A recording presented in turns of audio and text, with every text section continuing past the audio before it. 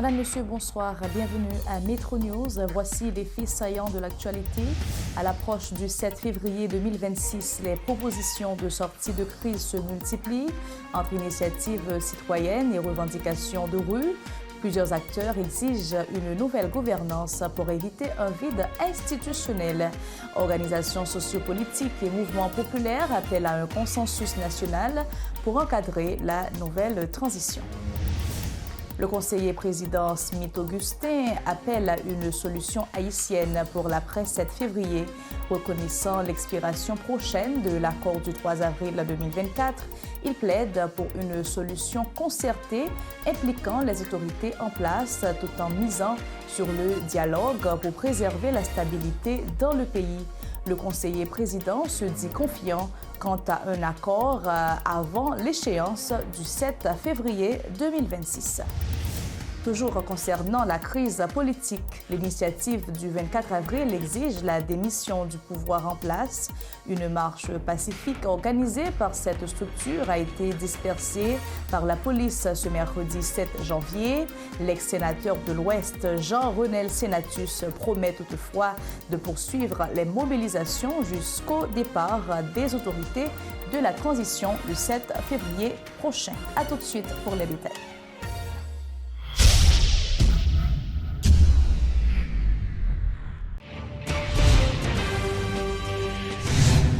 Merci de rester fidèle à Metro News.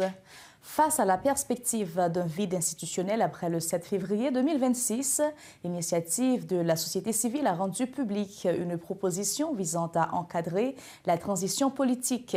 L'organisation dresse un constat d'échec du Conseil présidentiel de transition, estimant que celui-ci n'a pas respecté la feuille de route initialement définie. Pour pallier cette situation, l'ISC suggère la création d'une assemblée délibérative composée de 17 membres appelés à conduire la période transitoire. Cette structure serait dirigée par un président provisoire issu de la société civile ou des grands corps de l'État, épaulé par un premier ministre chargé notamment d'assurer la continuité de la lutte contre l'insécurité et le grand banditisme. Pour en parler davantage, nous recevons le responsable de l'ISC, le professeur René Desroches. Monsieur Desroches, bonsoir. Un plaisir d'être avec vous. Bonsoir Stéphada. Bonsoir aux téléspectateurs et téléspectatrices de Télémétropole. Nous sommes le 7 janvier, nous sommes à un mois de la très grande date décisive et historique. Et donc le 7 février 2025, et l'initiative de la société civile a une proposition pour nous empêcher d'entrer dans un imbroglio politique. Quelle est la proposition? Bon, en fait, ce que nous proposons, c'est un cadre pour une concertation des différents acteurs en vue de trouver une solution à l'après 7 février. En effet, nous savons que le 7 février 2026, le Conseil présidentiel de transition doit partir. En effet, le décret qui a mis en place ce Conseil présidentiel prévoit la fin du mandat pour le 7 février et interdit toute prolongation de leur mandat, ce qui signifie que nous devons respecter cette indication du décret. Alors, le cadre que nous proposons, c'est de constituer ce que nous appelons une assemblée délibérante, une assemblée qui serait composée de 17 membres, des membres qui représenteraient les grandes forces, les forces vives de la nation. Il y aura un membre du CPT, c'est-à-dire un membre du Conseil présidentiel de transition. Il y aura 5 membres représentant des regroupements de partis politiques. Il y aura également un représentant du secteur privé des affaires, plusieurs représentants de la société civile, secteur religieux, secteur des femmes, secteur également des droits de la personne humaine. Il y aura également un représentant du secteur syndical, un représentant du secteur paysan, un représentant également du Grand Nord, un représentant du Grand Sud et un représentant de la diaspora. En fait, une assemblée qui serait constituée de 17 membres. Et alors, il devrait se prononcer sur deux points principaux. D'abord, le choix d'un chef de l'exécutif, pour les 17 c'est-à-dire membres, comment va se faire président. le choix? Comment va se faire le choix des 17 membres? Comment Bon, je va-t-on crois que procéder? chaque secteur devrait se réunir pour désigner un représentant. Par exemple, nous savons qu'il y a un certain nombre de partis politiques qui se sont déjà regroupés. Alors, nous avons laissé 5 représentants de regroupement de partis politiques. Alors, je pense qu'entre eux, ils peuvent envoyer un représentant. Le secteur des affaires l'a déjà fait, n'est-ce pas, dans le passé. Certainement, ils enverront quelqu'un. Le secteur syndical, la même chose. Le secteur paysan, le secteur catholique, le secteur protestant, le secteur vaudou. Et pour les régions, le Grand Nord, je crois que ce serait possible que, par exemple, les chambres de commerce se réunissent avec des organisations de la société civile et désignent un membre. On n'a pas voulu un groupe trop large, n'est-ce pas? Donc, on a préféré s'en tenir à 17 personnes. Le premier choix qui sera fait sera le choix du président provisoire. Alors, naturellement, nous avons exclu les partis politiques, n'est-ce pas, de ce choix, parce que les partis politiques vont entrer en compétition pour les élections. Il n'est pas question de créer un biais quelconque en ayant un représentant du parti politique, parce que tout de suite, les autres partis allaient protester. Donc, le choix se ferait entre la société civile et les grandes instances, les grands corps de l'État. Par exemple, la Cour supérieure des comptes et du contentieux administratif, la Cour de cassation, le Conseil supérieur du pouvoir judiciaire, l'OPC, l'ULCC, l'UCREF, la CNMP, etc. Tous ces grands corps de l'État, eh bien, pourraient présenter un représentant et les 17 membres de l'Assemblée délibérante pourraient choisir entre ces représentants des grandes instances de l'État et des personnalités de la société civile. Pour ce qui concerne le Premier ministre, là, on a voulu quand même donner une place spéciale à l'actuel Premier ministre parce que nous souhaiterions qu'il y ait quand même une certaine continuité dans les dynamiques qui sont en cours actuellement, particulièrement en ce qui concerne la sécurité. Nous savons que certaines démarches ont déjà été entreprises auprès de la communauté internationale pour l'arrivée d'une force de répression des gangs. Nous n'aurions pas souhaité que ces démarches connaissent un certain retard ou bien connaissent une certaine prolongation inutile. Nous aurions souhaité que le processus continue afin que la sécurité soit rétablie le plus rapidement possible parce que c'est une condition sine qua non pour qu'il y ait des élections. Alors, pour le Premier ministre, on pourrait avoir le choix entre l'actuel Premier ministre ou bien un représentant de la société civile. Il y aurait un premier choix qui serait fait parmi les différentes personnalités de la société civile qui seraient proposées et il y aurait comme un second tour qui serait fait entre la personnalité qui aura été choisie et l'actuel Premier ministre. Nous avons voulu, n'est-ce pas, donner un cadre qui soit compétitif, un cadre démocratique. C'est-à-dire, on n'a pas voulu proposer d'emblée X, Y ou Z à tel ou tel poste, mais nous souhaitons que cette assemblée délibérante puisse choisir, n'est-ce pas? C'est ce qui est démocratique. Et étant donné que les 17 personnalités représenteront les grands secteurs de la société haïtienne, il y aurait en quelque sorte une certaine légitimité à ce choix. Après ces deux choix, eh bien, l'Assemblée délibérante pourrait se prononcer sur l'organe de contrôle de l'action gouvernementale, parce que nous tenons absolument à ce qu'il y ait un organe de contrôle de l'action gouvernementale.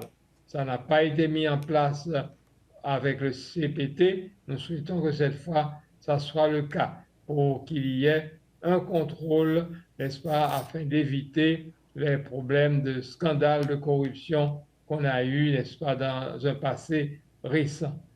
Ensuite, il faudrait également une feuille de route. Nous souhaitons à ce que, n'est-ce pas, les élections aient lieu assez rapidement, une fois que la sécurité serait rétablie, de telle sorte que le 7 février 2027, nous puissions avoir l'installation d'un nouveau président de la République, parce que cette transition a trop longtemps duré et je crois que le peuple haïtien a besoin d'avoir à sa tête des dirigeants élus, des dirigeants légitimes qui puissent redresser la barque du pays. Dernière question, M. Desroches, pour finir. Avez-vous consulté des acteurs politiques autour de cette proposition? Et si oui, et comment ont-ils réagi? Bon, nous avons fait quelques consultations auprès d'un certain nombre de partis politiques et d'organisations de la société civile.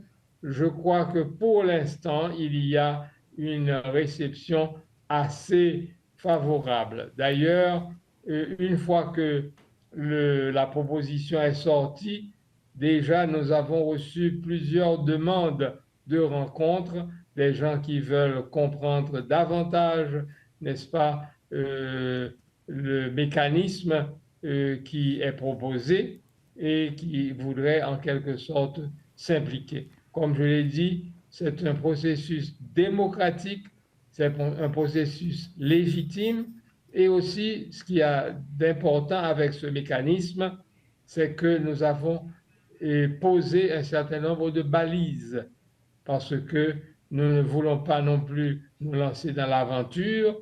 Nous voulons absolument que la question de sécurité soit réglée le plus rapidement possible avec le concours de l'international et avec le renforcement des forces de sécurité et de défense du pays. Et nous souhaitons aussi que toutes les avancées qui ont été faites pour la préparation des élections, que toutes ces avancées soient maintenues et consolidées.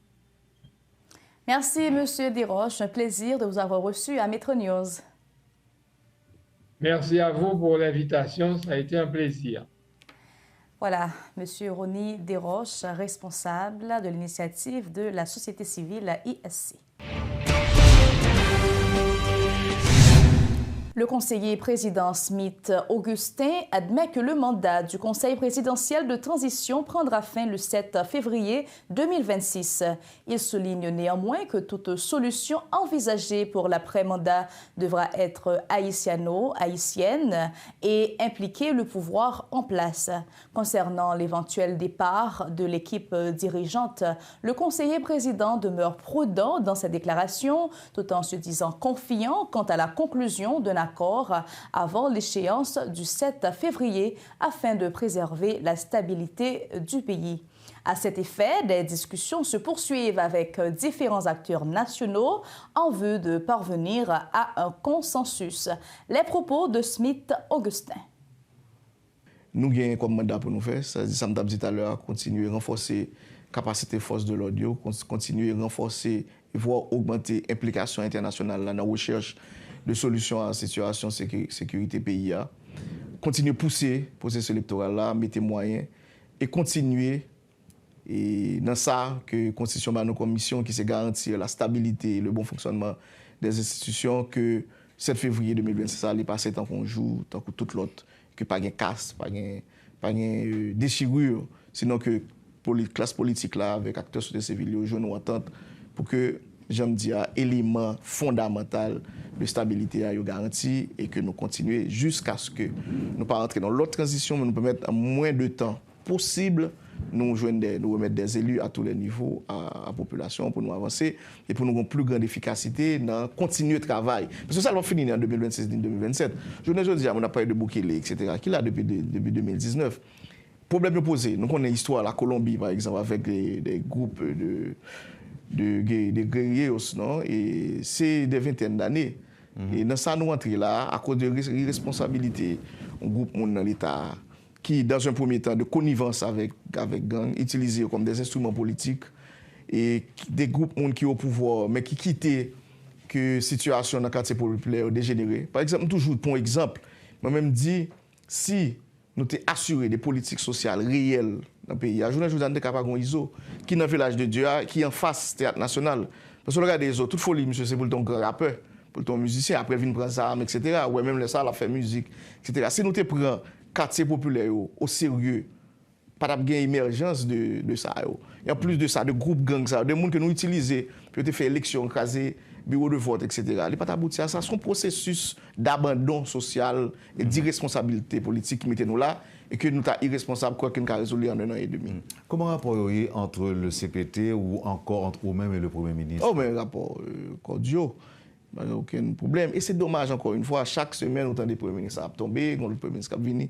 Ce n'est pas normal. Et je pense si nous avons privé à un changement de premier ministre ou bien un premier ministre, ça a prêté, il faut que nous ayons un pacte de gouvernabilité qui permette que nous engager et premier ministre et pouvoir présidentiel là sous durée de transition. Pour nous finir avec ça. Nous ne pouvons pas faire rien dans l'instabilité. Les acteurs de l'initiative du 24 avril 2025 exigent la démission du Conseil présidentiel de transition ainsi que celle du gouvernement lors d'une marche pacifique organisée ce mercredi 7 janvier.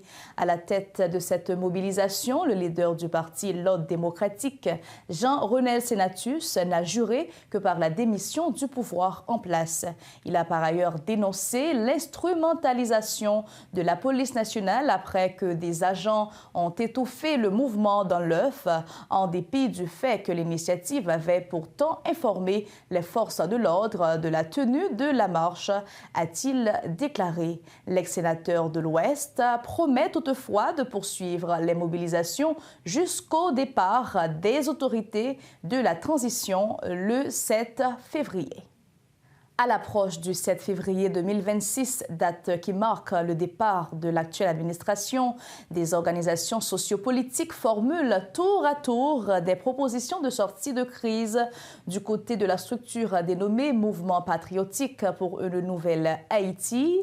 Une proposition citoyenne et institutionnelle de sortie de crise baptisée Pacte national haïtien a été présentée ce mercredi. Pour sa part, la formation baptisée Transition démocratique souveraine a également soumis sa proposition désignant l'Église catholique comme institution crédible selon ses responsables pour encadrer les assises entre les acteurs politiques. Suivez ce reportage de Rodolphe Pierre-Louis. À l'approche de la date fatidique, soit le 7 février 2026, des structures sociopolitiques du pays multiplient les propositions de sortie de crise.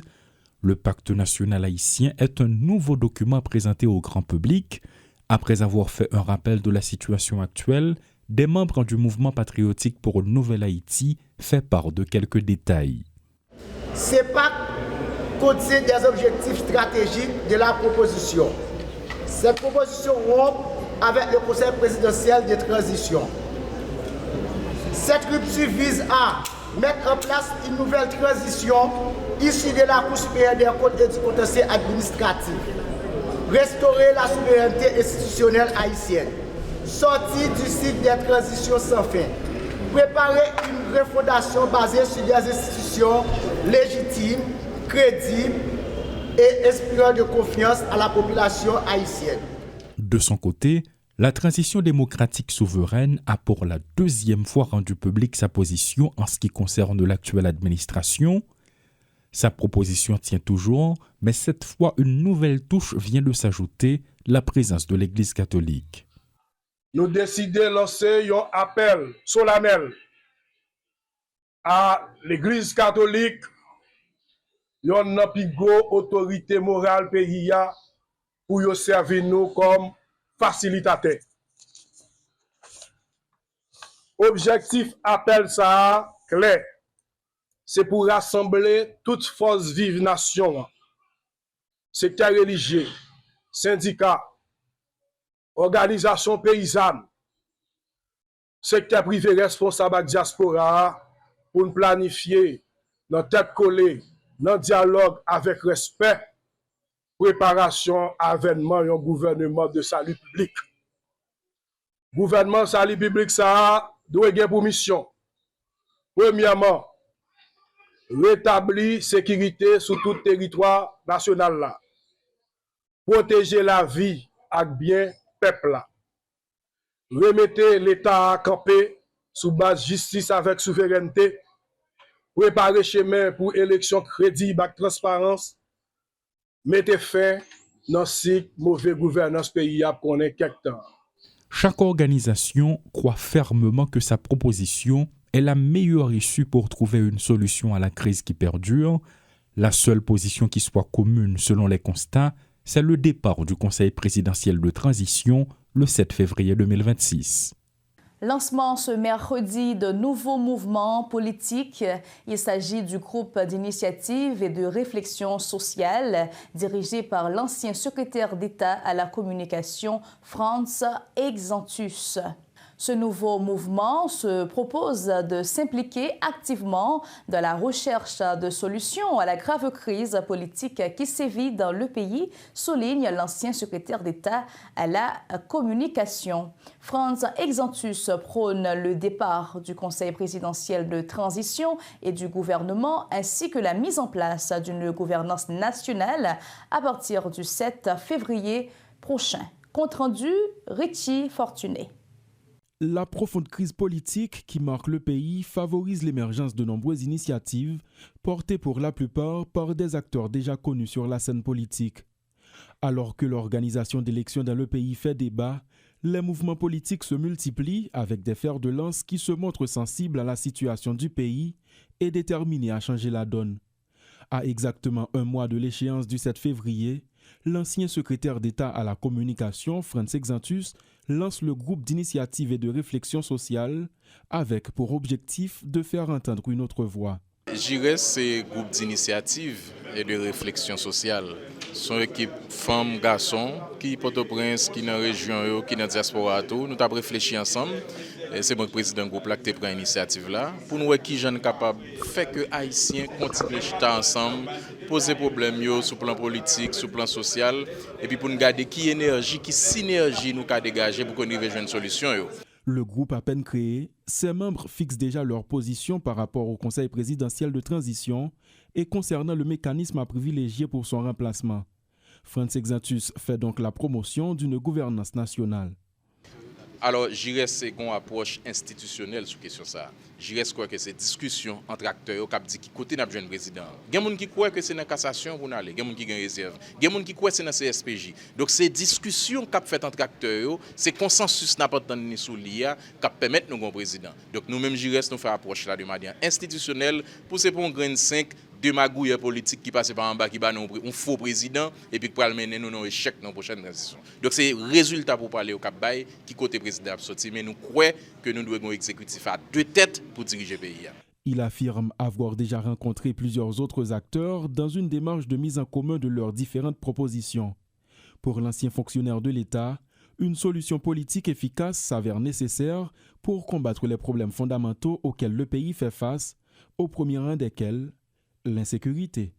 Le trio de pasteurs désignés collectivement sous l'acronyme 3M, composé d'André Muscadin, Marc-Aurèle Zidore et Mackinson Dorilas, a formellement démenti les informations laissant croire que leur récente marche pour la paix aurait été financée par le gouvernement à hauteur de 25 millions de gourdes.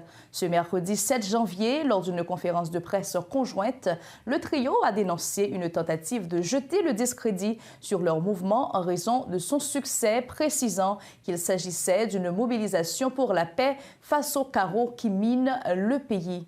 Par ailleurs, ces leaders chrétiens promettent d'intensifier leur mouvement afin de sensibiliser les artisans de la violence à emprunter le chemin de la paix. Tour à tour, les pasteurs André Muscadin et Marc-Aurèle Zidore. Suivons.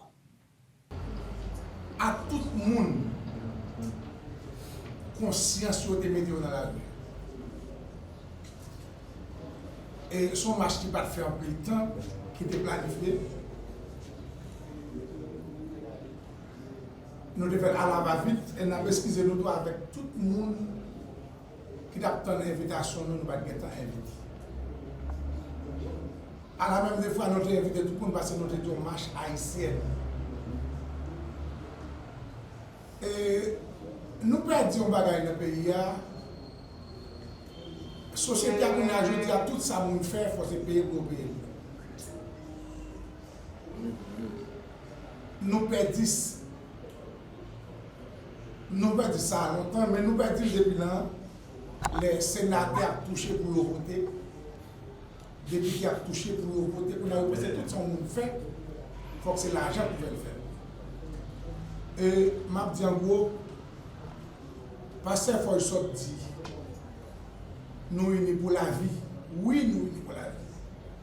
Mais si nous avons nous la condo, là, nous avons tout crasé parce que bon Dieu crée tout le monde à virginité, nous tout fait à virginité, mais tout le monde fait avec dignité. Moi-même, je ne peux pas dire dignité moyen.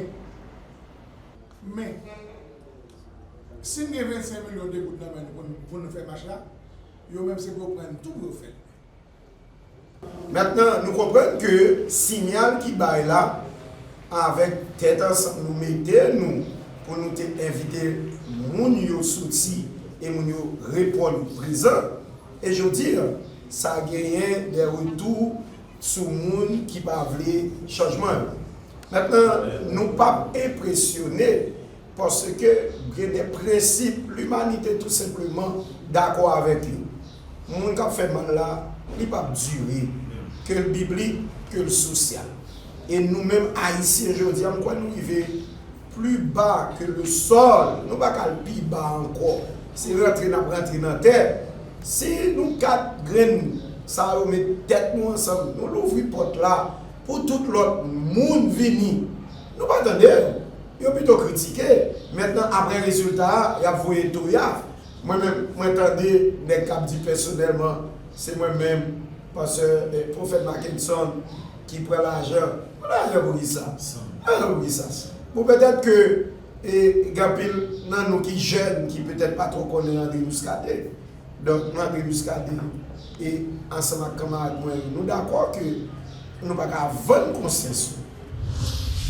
Rappel des titres développés à Metro News à l'approche du 7 février 2026.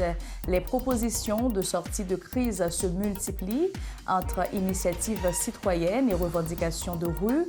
Plusieurs acteurs exigent une nouvelle gouvernance pour éviter un vide institutionnel. Organisations sociopolitiques et mouvements populaires appellent à un consensus national pour encadrer la nouvelle transition. Le conseiller président Smith Augustin appelle à une solution haïtienne pour l'après-7 février, reconnaissant l'expiration prochaine de l'accord du 3 avril 2024. Il plaide pour une solution concertée impliquant les autorités en place tout en misant sur le dialogue pour préserver la stabilité dans le pays. Le conseiller président se dit confiant quant à un accord avant l'échéance du 7 février 2026. Toujours concernant la crise politique, l'initiative du 24 avril exige la démission du pouvoir en place. Une marche pacifique organisée par cette structure a été dispersée par la police ce mercredi 7 janvier. L'ex-sénateur de l'Ouest, Jean-René Sénatus, promet toutefois de poursuivre les mobilisations jusqu'au départ des autorités de la transition le 7 février prochain. C'est la fin du journal Métro News. Un plaisir de vous avoir servi. Bonne suite de programmes sur Télémétropole.